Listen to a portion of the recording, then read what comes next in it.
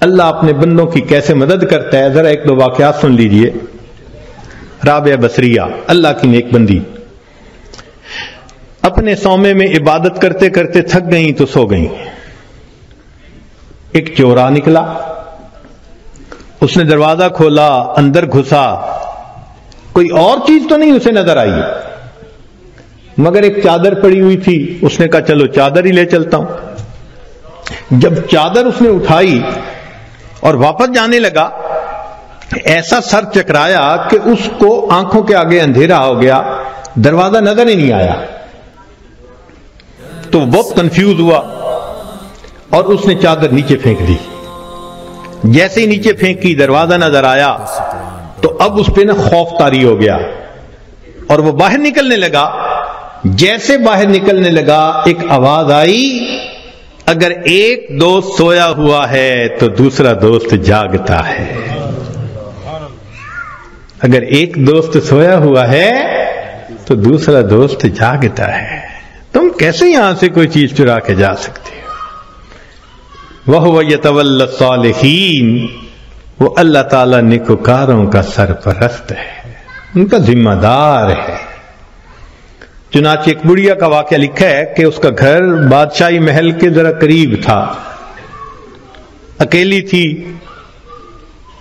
ایک دن اس کو رشتہ داروں کے ہاں تقریب میں جانا پڑ گیا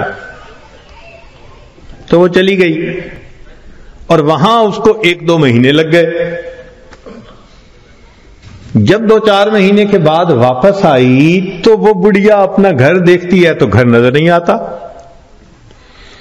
اس نے کسی سے پوچھا کہ یہاں تو میرا گھر تھا۔ انہوں نے کہا بھئی تو یہاں تھی نہیں، اور یہ بادشاہ کے محل کو تھوڑا سا ایکسٹینڈ کرنا تھا، تو جب 2-4 دن دیکھا کہ کوئی یہاں ہے ہی نہیں تو تمہارا تالا پولیس نے کھول لیا، اندر بھی کچھ اتنا تھا نہیں تو تمہاری کوٹھڑی کو گرا کے بادشاہ کے محل کی ایکسٹینشن کر دی گئی۔ تو جب اس بڑھیا نے یہ سنا نا کہ تم تو یہاں تھی نہیں اس لیے تمہارے گھر کو گرا دیا گیا، تو بڑھیا نے آسمان کی طرف دیکھ کے کہا اللہ میں تو یہاں نہیں تھی، تو یہی تھا۔ میں یہاں نہیں تھی، تو یہی تھا۔ یہ لفظ اس کے کہنے تھے کہ جو ایکسٹینشن کی ہوئی عمارت تھی اس کی چھت زمین کے اوپر آ گئی۔ نیک لوگ دنیا میں لاوارث نہیں ہوا کرتے، اللہ ان کا وارث ہوتا ہے۔ اگر ہمیں اپنے والد کے وارث ہونے پہ اتنا اطمینان ہوتا ہے، بیوی کو خاوند کے وارث ہونے پہ اتنا اطمینان ہوتا ہے، تو اگر کسی کا وارث اللہ رب العزت بن جائے تو سوچو پھر اس کے کیا مزے ہوں گے۔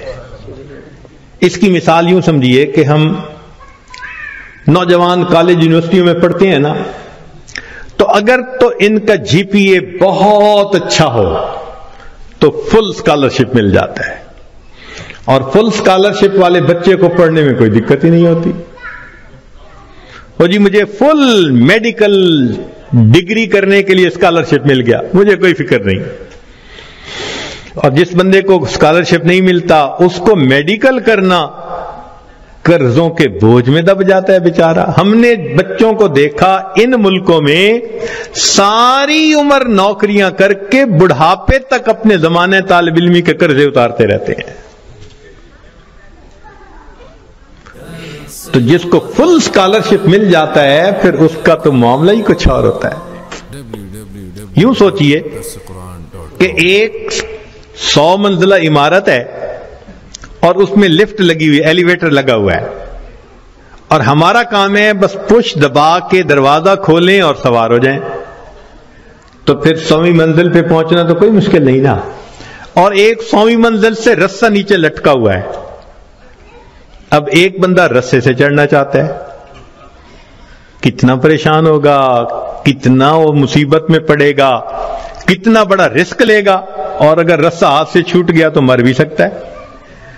جیسے ایلیویٹر سے اوپر جانا اور رسے سے اوپر جانا کتنا دونوں میں فرق ہے، اس سے زیادہ فرق ہے اللہ کی سرپرستی میں آ کے زندگی گزارنا ایلیویٹر سے منزل پہ پہنچنے والی بات ہے، اور گناہوں کے ساتھ رسے سے لٹک کے زندگی گزارنا 100 منزلوں پہ جاننے والی مشکل بات۔